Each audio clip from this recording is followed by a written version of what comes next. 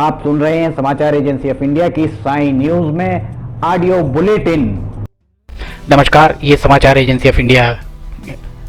अब आप साई न्यूज की समाचार श्रृंखला में बृहस्पतिवार 16 सितंबर 2021 का राष्ट्रीय ऑडियो बुलेटिन सुनिए। सफेद दाग अर्थात ल्यूकोडर्मा से ग्रस्त कई लोग अब इसके उपचार के लिए ल्यूकोस्किन जैसी हर्बल दवाओं की ओर रुख कर रहे हैं, जिसे केंद्र सरकार के प्रमुख शोध संस्थान रक्षा अनुसंधान एवं विकास संगठन अर्थात DRDO ने विकसित किया है। AIMIL हेल्थ केयर की नीतिका कोहली ने कहा कि अब तक इस समस्या से जूझ रहे 1 लाख से ज्यादा मरीजों का उपचार ल्यूकोस्किन से किया गया और औसत सफलता दर 70% रही। गांधीनगर के राजभवन में कैबिनेट के शपथ ग्रहण में 24 मंत्रियों ने शपथ ली। राज्यपाल आचार्य देवव्रत ने 10 कैबिनेट मंत्री 14 राज्य मंत्रियों को शपथ दिलाई। इसमें 5 स्वतंत्र प्रभार वाले राज्य मंत्री शामिल हैं। राज्य के 17वें मुख्यमंत्री के रूप में सोमवार को शपथ ग्रहण करने वाले भूपेंद्र पटेल राजभवन में आयोजित इस कार्यक्रम के दौरान पूर्व मुख्यमंत्री विजय रूपाणी के साथ मौजूद थे। मुख्यमंत्री भूपेंद्र पटेल ने अपनी पूरी टीम नई बनाई है। पूर्व मुख्यमंत्री विजय रूपाणी की टीम में शामिल सभी मंत्रियों, जिसमें डिप्टी सीएम रहे नितिन पटेल भी शामिल हैं, की छुट्टी कर दी गई थी। शपथ लेने वालों में विधानसभा के अध्यक्ष पद से इस्तीफा देने वाले राजेंद्र त्रिवेदी भी शामिल हैं। नई कैबिनेट में सबसे पहले राजेंद्र त्रिवेदी ने ही शपथ ली। माना जा रहा है कि भूपेंद्र पटेल की टीम में उनका दर्जा नंबर 2 का होगा।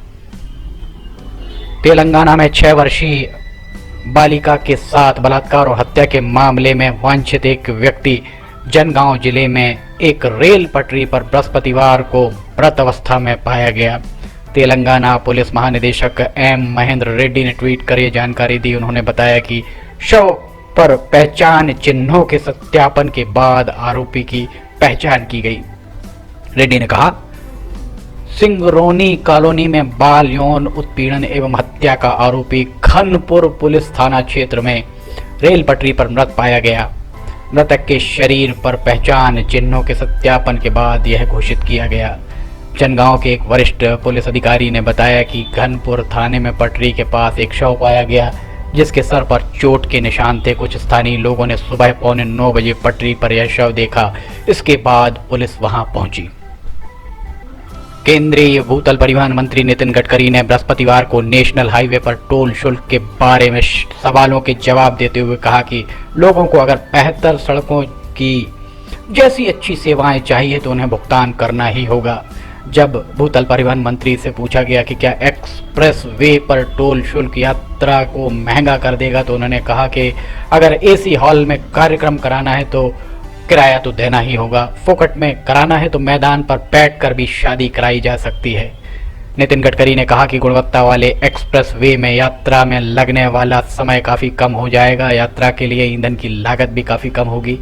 नितिन गडकरी ने हरियाणा में दिल्ली मुंबई एक्सप्रेस वे का निरीक्षण करते हुए कहा कि दिल्ली मुंबई एक्सप्रेस वे यात्रा के समय को घटाकर 12 घंटे कर देगा। एक ट्रक दिल्ली से मुंबई पहुंचने में फिलहाल 48 घंटे लगते हैं, लेकिन एक्सप्रेस वे पर महज 18 घंटे में ही वह दिल्ली से मुंबई पहुंच जाएगा।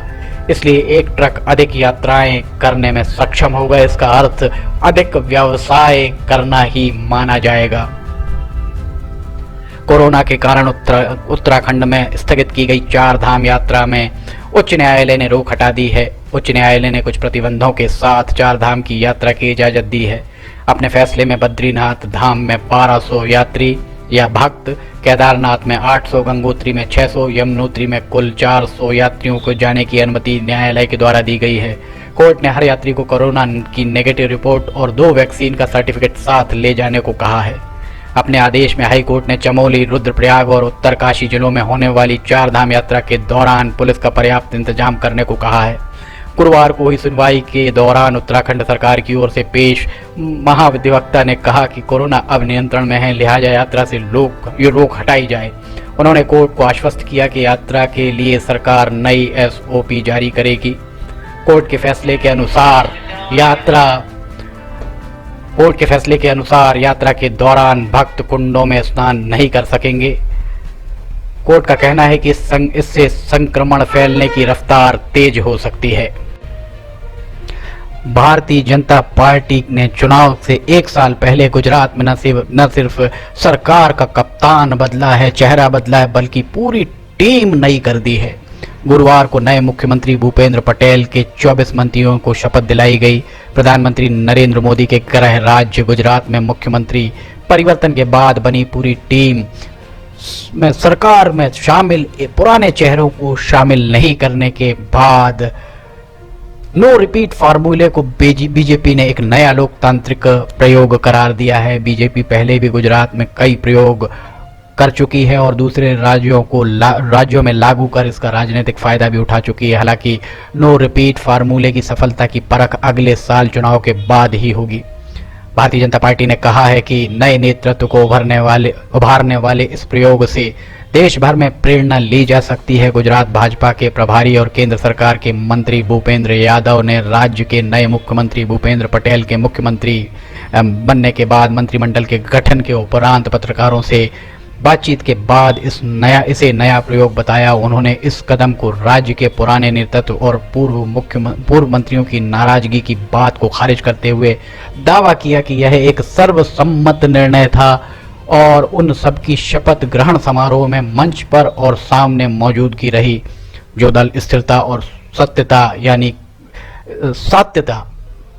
यानी कंसिस्टेंसी और कंटिन्यूटी के साथ काम करता है, वह नए नेतृत्व को उभारता है। समाचारों के बीच में हम आपको ये जानकारी भी दे दें कि इस मौसम के अपडेट जानने के लिए समाचार एजेंसी ऑफ इंडिया के चैनल पर रोजाना अपलोड होने वाले वीडियोस जरूर देखें। मौसम से संबंधित अपडेट मूलतः किसानों, निर्माण कार्य करने वालों आदि के लिए फायदेमंद साबित हो सकते हैं। समाचार एजेंसी ऑफ इंडिया के द्वारा अब तक मौसम के जो पूर्वानुमान जारी किए गए वे 95 से 99% तक सही साबित होते आए हैं।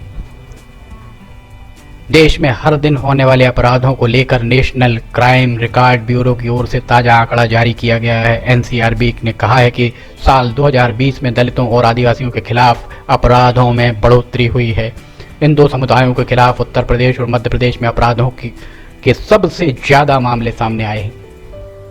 एनसीआरबी की ओर से जारी आंकड़ों के मुताबिक पिछले साल देश में अनुसूचित जातियों के खिलाफ किए गए अपराधों के लिए 50,291 मामले दर्ज किए गए थे। साल 2019 की तुलना में इन अपराधों में 9.4% बढ़ोतरी देखने को मिली है। 2019 में एससी के खिलाफ किए गए अपराधों की कुल तादाद 45,961 थी। एनसीआरबी ने आगे कहा कि साल 2020 में क्राइम रेट 22.8 प्रति लाख जनसंख्या से बढ़कर 25 प्रति लाख जनसंख्या हो गया है। भारतीय प्रशासनिक सेवा के सेवानिवृत्त अधिकारी और सामाजिक कार्यकर्ता हर्ष मंदर के नई दिल्ली स्थित घर और कार्यालय पर बृहस्पतिवार को प्रवर्तन निर्देशालय ने छापेमारी की। ईडी की छापेमारी ऐसे समय हुई जब हर्ष मंदर अपनी पत्नी के साथ जर्मनी गए हुए हैं। हर्ष मंदर सोनिया गांधी के करीबी रह चुके हैं और पूर्व की यूपीए सरकार में राष्ट्रीय सलाहकार परिषद के सदस्य भी थे। इस परिषद की चेयरपर्सन खुद सोनिया गांधी थी। खबरों के मुताबिक ईडी ने सुबह 8 बजे हर्ष मंदर के बसंत विहार स्थित घर और अधचीनी इलाके में उनके कार्यालय पर छापेमारी की। महरौली में हर्ष मंदर के खिलाफ चलाए जा रहे चिल्ड्रन होम पर भी ईडी ने छापेमारी की। हर्ष मंदर गुरुवार तड़के 3:30 बजे के आसपास एक फेलोशिप प्रोग्राम के लिए जर्मनी रवाना हुए थे। जर्मनी की रॉबर्ट वॉश एकेडमी में यह फेलोशिप होनी है। अब आपको सड़कों पर दौड़ती एम्बुलेंस में तबला, हारमोनियम और शंख की आवाज वाले हार्न सुनाई देंगे। केंद्रीय भूतल परिवहन मंत्री नितिन गडकरी ने बृहस्पतिवार को ये जानकारी दी। वे 90,000 करोड़ की लागत से बन रहे दिल्ली मुंबई ग्रीनफील्ड एक्सप्रेसवे का निरीक्षण करने दौसा के धनावड़ गांव गए थे। उन्होंने कहा कि नए हॉर्न पैटर्न पर काम शुरू हो गया है। गडकरी ने कहा कि रणथंबोर व मुकुंदरा हिल्स टाइगर रिजर्व से निकलने वाले एक्सप्रेसवे के हिस्से को एक एलिवेटेड कॉरिडोर की तरह निकाला जाएगा ताकि सेंचुरी में रहने वाले जीव जंतुओं को किसी प्रकार की परेशानी ना हो। आंध्र प्रदेश के प्रकाशम जिले में 800 साल पुरानी भगवान गणेश की प्रतिमा मिली है। चिनगंजम मंडल के मोतुलपल्ली गांव में किसान वेंकटेश्वरलू को प्रतिमा उस समय मिली जब वे अपने खेत में काम कर रहे थे।